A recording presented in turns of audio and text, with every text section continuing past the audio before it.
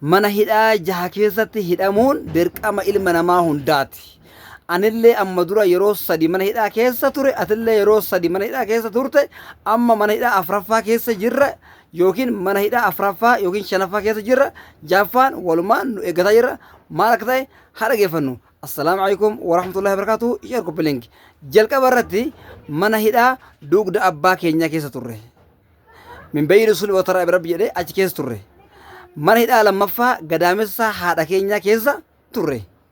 Manni hidhaa sadaffaan erga dhalannallee dugda haadha keenyatti kal'oodhaan baadhatamnee baatoodhaan baadhatamnee turre. Harka lamaan qabna, luka lamaan qabna garuu ittiin deemuu hin dandeenyu baadhatamnee deemna waan ta'eef hidhaa keessa turre jechuudha.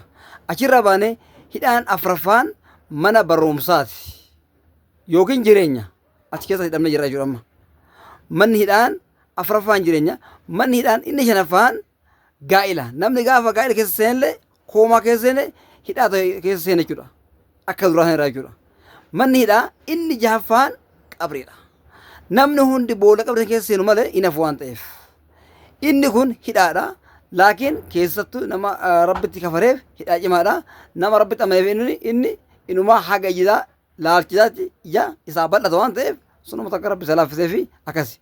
Sana booda dabarree bilisummaa yoomuun dhaabbanne hidhaan hin jirre keessa jannata yookiin hidhaa abadii jahannamii rabbi nu haa baasu. Wassalaamu alaikum warahmatullahi wabarakatuh.